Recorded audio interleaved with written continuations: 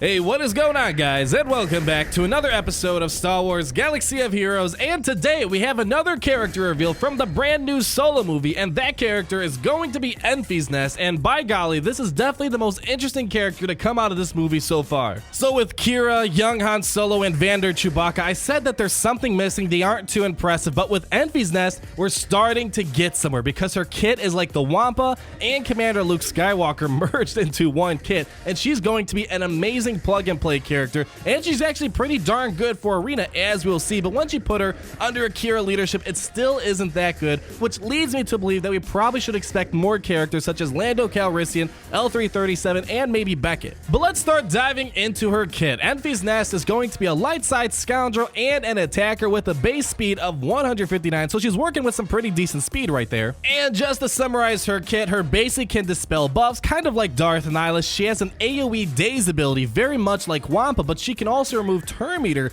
with this AoE Daze ability. She can stun, and she also can constantly avoid taunt, which kind of makes her a better version of Commander Luke Skywalker. And she also has a counter chance, and she also has this crazy stacking protection, which I hope you guys pay close attention to, because even Palpatine was having a hard time taking care of Enfys Nest. And with that brief summary out of the way, let's take a closer look to her kit by first starting off with her basic ability known as Cut Through. The final text says deal physical damage to a target enemy and expose them for one turn, and if the target had any defensive buffs, dispel them, and this attack cannot be evaded. So a few things to point out. One thing I really did enjoy about Enfys Nest was her being inside of a resistance squad, because they rely a ton on exposes, and this basic really helps them out, which is why you're going to see that one of my favorite teams with Enfys Nest is Jedi Training Rey, and we were able to obliterate Palpatine like it was no one's business. And in regards to defensive buffs, she's not going to remove every single type of buffs out there. For example, she won't remove critical damage up as well as offense up, but she will remove things such as critical damage immunity, tenacity up, or taunts, for example, or defense up. And the fact that this cannot be evaded will make her deadly, especially when she's counterattacking, and then she's going to apply expose, and as you're going to see throughout the battle, she can put out some big damage with this ability. Now next up here, we have her first special ability known as Sudden Impact. Has a cooldown of 3, and the final text says deal physical damage to a target enemy, stun them for one turn,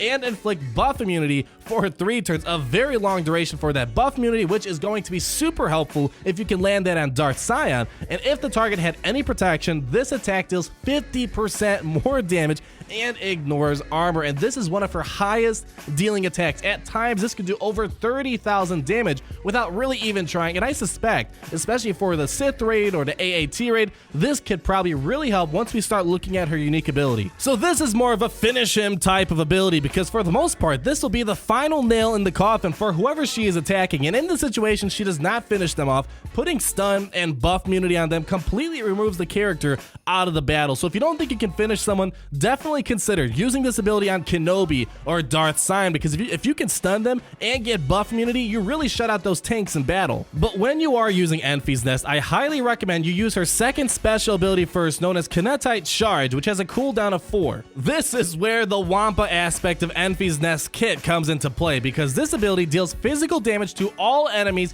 and dazes them for 2 turns, and on top of this, remove 20% turn meter from each enemy that has full health and gain 40% turn meter for each enemy with less than full health. And this attack can't be countered and cannot be evaded, and that right there is huge. This is why you want Enfys Nest to go as early as possible, because at the beginning of the game, everyone on the other side, the team for the most part, is going to have 100% health, which means that she's guaranteed to remove 20% turn meter, assuming they aren't resisting the turn meter removal, and that right there slows down the other team drastically. And especially up against those Emperor Palpatine lineups, they rely heavily on turn meter gain, and this will slow them down drastically, especially when using a Captain Rex lead or a Jedi Training Rey lead. And the fact this can't be countered and can't be evaded makes this so powerful, and I highly recommend, if you're using, let's say, a Captain Rex team, which is one of the more successful teams I found with Enfys Nest, pairing it up with Wampa, you're getting a ton of dazes being applied on the other team, and both of their AoEs apply pretty big damage. And lastly, let's move on to her unique ability, which has a Zeta on it, and it's called Fighting Instinct. And it's kind of like Wampa to some aspect because Nest has a plus 80% counter chance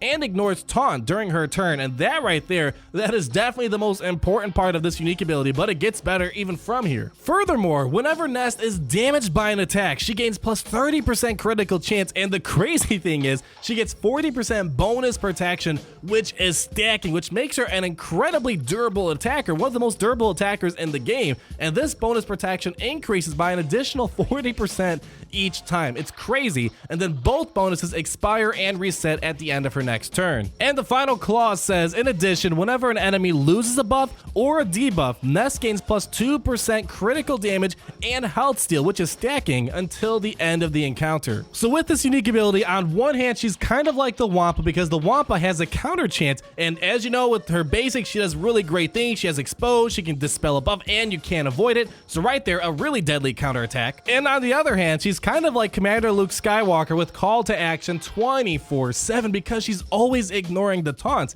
And as we know, up against the Palpatine meta, Cyan is such an annoyance. He's constantly taunting, constantly getting in front of your face. But with Enfys Nest, you can just go around Cyan and do some big damage to someone hiding behind the Cyan taunt. And the other thing which is going to make her really, really good, as you probably noticed by now, is her constantly stacking protection. At times, this just makes her almost impossible to finish off unless you have a Nihilist that can annihilate Enfys Nest. I'm showing a clip right now, but at times, even Palpatine and his cohorts are having such a hard time finishing her off, especially once you lost Nihilist, because she's constantly getting 40% bonus protection, which is by no means a small number, and she's always getting 40% protection each and every time she is getting hit. So this by far makes her probably the most durable attacker in the whole entire game. And now I want to wrap up this video with my initial impressions of Enfys Nest because she really is a good character, but a lot of people might assume, oh, use her with the Kira lead, Vander Chewbacca, as well as young Han Solo because they all are being released at the same time, so they probably are great together.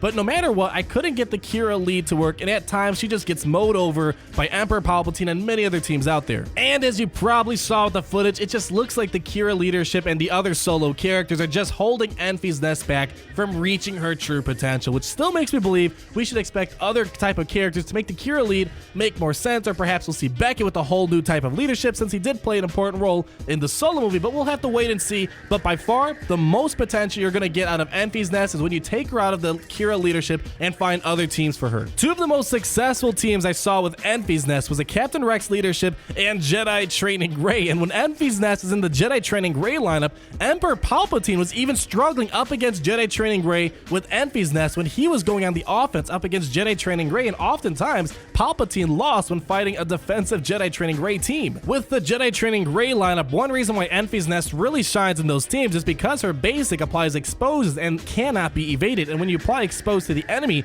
that really benefits the resistance under the Jedi Training Rey leadership. Another reason why I really like Enfys Nest in a Jedi Training Rey team is because in those teams there's an element of counterattacking. Someone does an AoE ability, BB-8's going to counterattack, Jedi Training Rey or R2-D2 or some other resistance ally is going to assist off BB-8, and then Enfys Nest with her unique ability, she has an 80% chance to counter herself. So right there, at times you can get 3 counters on someone who uses an AoE ability, and that right there is some big damage you're getting just from counterattacks. And of course, there's a lot of other counterattacking based teams. Like I did find some success with Commander Luke Skywalker lead because Rebels are going to counterattack, and then Enfys Nest will also counterattack. So right there, you're getting a lot of synergy just with the counterattacks alone. And then another one of my favorite lineups was the Captain Rex lead, and as you know, Captain Rex is a really good all-around leader, but it works well for Enfys Nest because at times, at the beginning, Darth Vader will use his AoE ability, grant Captain Rex teams a ton of turn meter, then you can have Enfys Nest come into battle, remove turn meter from the enemies, and it gets the ball rolling from there. And if you pair her up with Wampa,